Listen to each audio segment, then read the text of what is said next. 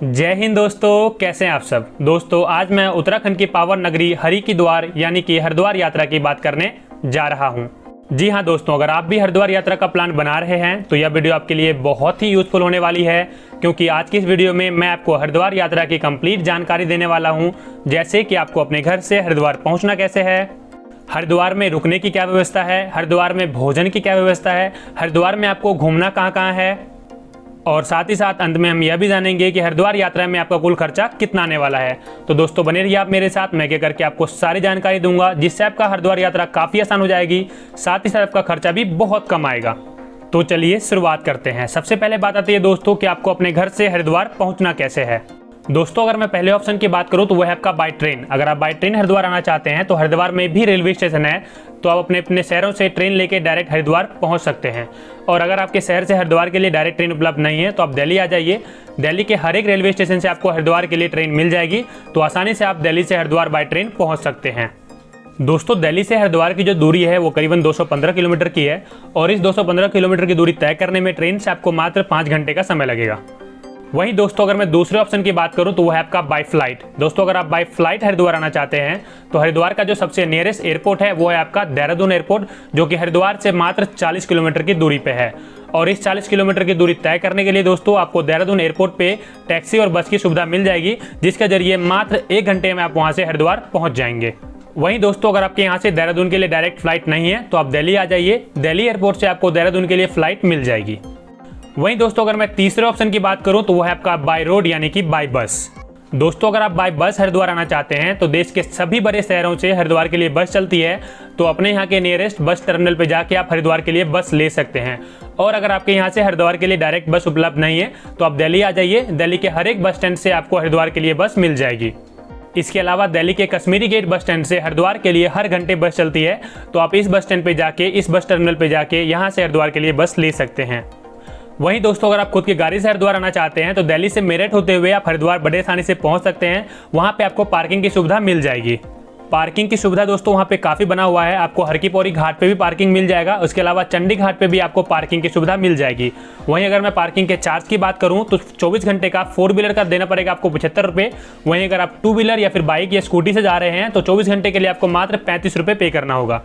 आप आराम से अपनी गाड़ी पार्किंग कर सकते हैं।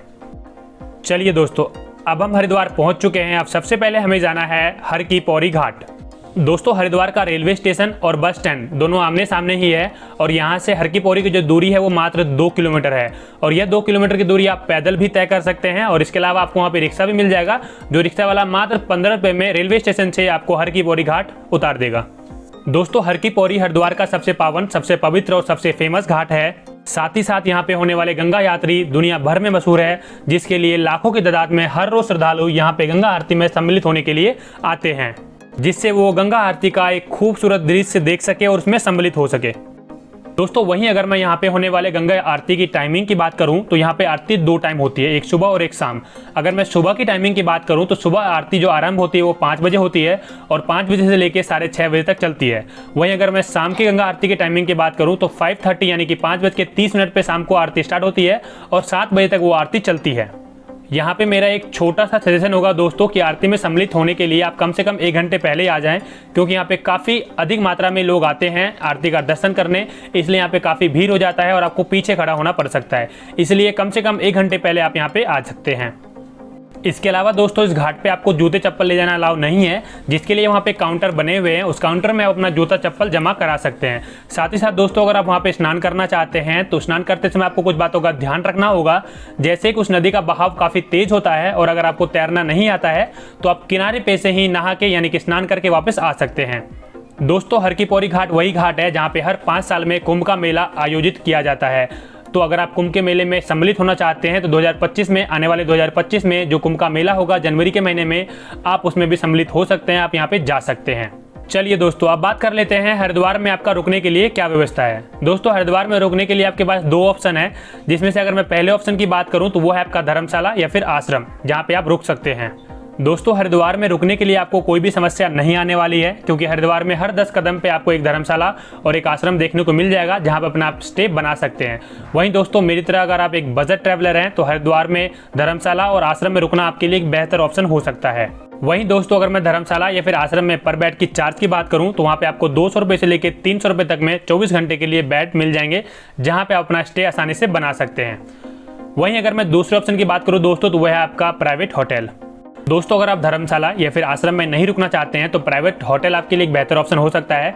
अगर प्राइवेट होटल की कॉस्ट की बात करूं तो 500 रुपये से लेकर 700-800 रुपये तक में वहां पे आपको अच्छे से अच्छे प्राइवेट होटल मिल जाएंगे, तो अपना स्टे आप प्राइवेट होटल में बना सकते हैं। वहीं दोस्तों साथ ही साथ अगर मैं ये बात करूं कि ये धर्मशाला या फिर होटल आपको किस लोकेशन पे लेना है, तो आपके लिए जो बेस्ट लोकेशन रहेगा वो रहेगा आपका शिवपुरा।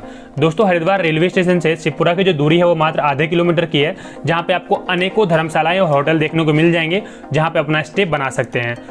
वहीं अगर मैं दूसरे ऑप्शन की बात करूं दोस्तों तो वह है आपका हर की पौड़ी घाट। जी हाँ दोस्तों, हर की पौड़ी घाट के पास भी आपको अनेकों धर्मशालाएं, आश्रम या फिर होटल देखने को मिल जाएंगे, तो आप वहां भी अपना स्टे बना सकते हैं। इन दोनों जगह में से आप कहीं भी अपना स्टे बना सकते हैं, आपको यहाँ पे अनेकों होटल और धर्मशालाएं और आश्रम देखने को मिल जाएंगे।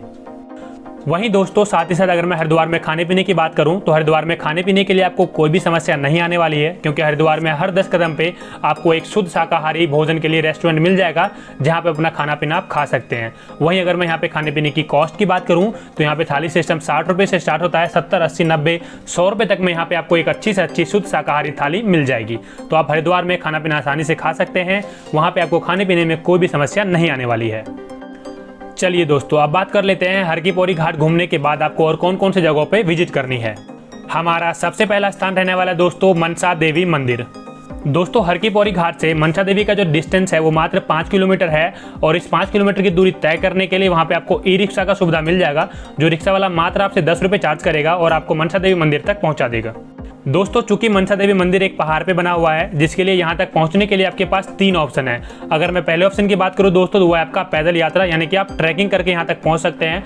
ट्रैकिंग करने में आपको कम से कम 30 से 40 मिनट का समय लगेगा, और पैदल यात्रा करके आप 30 से 40 मिनट में ऊपर पहाड़ पे मनसा देवी मंदिर तक पहुँच सकते हैं।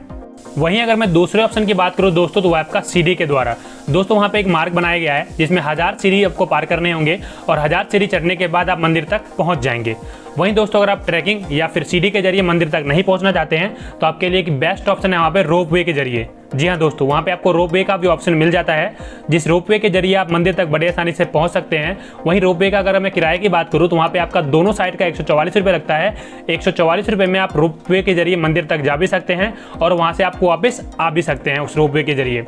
तो अगर आप चढ़ाई नहीं करना चाहते हैं, अगर आप ट्रैकिंग नहीं करना चाहते हैं, आप सीढ़ी के जरिए नहीं ऊपर जाना चाहते हैं या फिर नहीं जा सकते हैं, तो आप वहाँ पे रोपवे का सहारा ले सकते हैं, और रोपवे के जरिए रोपवे के अंदर बैठ के आप आसानी से वहाँ पे मंदिर तक पहुँच सकते हैं, माता का दर्शन कर सकते हैं, और उसी के जरिए आप दोबारा वापस भी आ सकते हैं नीचे। मनसा देवी मंदिर में दर्शन करने के बाद दोस्तों आप निकल सकते हैं अपने अगले स्थान की ओर, जिसका नाम है चंडी माता मंदिर, जो कि मनसा देवी से मात्र 6 किलोमीटर की दूरी पे है।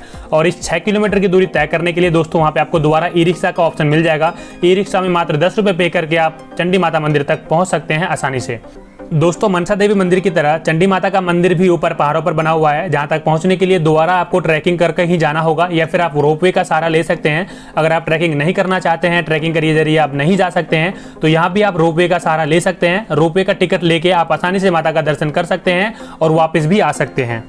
चलिए दोस्तों बढ़ते हैं अपने अगले स्थान की ओर, जिसका नाम है पावन धन शीश महल, जिसकी दूरी हर की पौड़ी घाट से मात्र 6 किलोमीटर की है। और इस 6 किलोमीटर की दूरी तय करने के लिए दोबारा आपको वहां पे ई रिक्शा का ऑप्शन मिल जाएगा, जिसके जरिए आप पावन धन शीश महल तक पहुंच सकते हैं।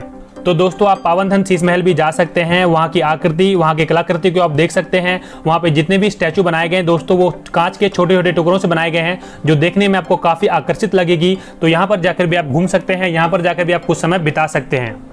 इसके अलावा दोस्तों अगर आप आध्यात्मिक केंद्र में जाना चाहते हैं तो आप वहाँ पे शांति कुंज में जा सकते हैं। वहाँ पे आपको फ्री भोजन और फ्री ठहरने की व्यवस्था मिलती है। इसके अलावा वहाँ पे अगर आप कोई भी स्पिरिचुअल कोर्स करना चाहते हैं तो आप वो भी कर सकते हैं, वहाँ पे जाके देख सकते हैं। चलिए दोस्तों बढ़ते हैं अपने अगले स्थान की ओर, जिसका नाम है भारत माता का मंदिर, जो कि हर की पौड़ी घाट से मात्र 2 किलोमीटर की दूरी पे है। तो दोस्तों आप भारत माता का मंदिर भी जा सकते हैं, जिसमें 7 फ्लोर बनाए गए हैं और हर एक फ्लोर पे आपको अलग अलग कलाकृति देखने को मिलेगी। तो आप ऐसा कर सकते हैं कि लिफ्ट के जरिए आप 7वें फ्लोर पे जा सकते हैं, वहां से एक एक फ्लोर को आप आसानी से कवर कर सकते हैं। आपको काफी आनंद आने वाला है। दोस्तों भारत माता मंदिर के हर एक फ्लोर पे अलग अलग कलाकृति दिखाई गई हैं, तो आप वहां पे जाके हर एक फ्लोर को आसानी से एक्सप्लोर कर सकते हैं। लिफ्ट का भी ऑप्शन आपको उस मंदिर में मिलता है।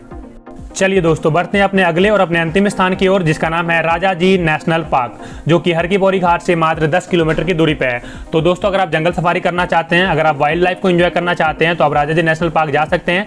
वहाँ पे जाके राजाजी नेशनल पार्क को आप एक्सप्लोर कर सकते हैं। तो ये सारी हरिद्वार की मुख्य जगह है दोस्तों, जिसे आप अपने हरिद्वार यात्रा के दौरान कवर कर सकते हैं। पूरे हरिद्वार को घूमने के बाद दोस्तों, अगर आप वहाँ से ऋषिकेश जाना चाहते हैं, तो आप वहाँ से ऋषिकेश भी जा सकते हैं। हरिद्वार बस स्टैंड से आपको मात्र 50 रुपये में ऋषिकेश के लिए बस मिल जाएगा। अगर आप ऋषिकेश को भी एक्सप्लोर करना चाहते हैं हरिद्वार के साथ साथ, तो आप ऋषिकेश वहाँ से जा सकते हैं, जिसके लिए मैं इस वीडियो के बाद एक सेपरेट वीडियो अपलोड कर दूंगा, जिसे आप देख के जा सकते हैं, ताकि आप पूरे ऋषिकेश को सस्ते में और अच्छे से एक्सप्लोर कर सकें। चलिए दोस्तों, अब बात करते हैं हरिद्वार घूमने का प्लान आपको कितने दिन का बनाना चाहिए। तो हरिद्वार घूमने का प्लान आप 2 दिन का बना सकते हैं। 2 दिन आपके लिए सफिशिएंट रहेगा। 2 दिन में पूरे हरिद्वार को आसानी से आप एक्सप्लोर कर सकते हैं, जिसमें पहले दिन आप हर की पौड़ी में स्नान कर सकते हैं, वहाँ पे होने वाले गंगा आरती में सम्मिलित हो सकते हैं। फिर आप मनसा देवी का मंदिर जा सकते हैं, उसके बाद आप चंडी माता का मंदिर जा सकते हैं। फिर अगले दिन आप बाकी चीज़ों को कवर कर सकते हैं। इसके बाद दोस्तों, या तो आप अपने अपने घरों के लिए रवानगी ले सकते हैं, या फिर अगर आपके पास समय बचता है तो वहाँ से आप ऋषिकेश के लिए निकल सकते हैं, जिसके लिए मैं आपके लिए एक सेपरेट वीडियो बना के अपलोड कर दूंगा, ताकि आपको ऋषिकेश घूमने में कोई भी परेशानी ना आए। चलिए दोस्तों, अब बात कर लेते हैं इस पूरे हरिद्वार यात्रा में आपका कुल खर्चा कितना आने वाला है। दोस्तों, अगर हरिद्वार यात्रा का प्लान 2 दिन का बनाते हैं, तो 2000 रुपये आपके लिए सफिशिएंट रहेगा। 2000 रुपये में 2 दिन तक पूरे हरिद्वार को आसानी से आप घूम सकते हैं। मगर ध्यान रहे दोस्तों, इसमें मैंने किसी प्रकार का आपका आने जाने का ट्रेन, फ्लाइट का कॉस्ट या फिर बस का कॉस्ट या फिर शॉपिंग का चार्ज इंक्लूड नहीं किया है। तो ये थी दोस्तों हरिद्वार यात्रा की कंप्लीट जानकारी। इसके अलावा अगर आप कुछ भी जानना चाहते हैं, आप मुझे कमेंट करके पूछ सकते हैं, मैं डेफिनेटली रिप्लाई करूंगा। इसी के साथ इस वीडियो को अंत करते हैं। और अगर अभी तक आपने अपने चैनल यात्री मास्टर को सब्सक्राइब नहीं किया है, सो प्लीज इसे भी सब्सक्राइब कर लीजिए, ताकि मैं हमेशा इसी तरह का वीडियो आपके लिए लाता रहूं। जय हिंद दोस्तों।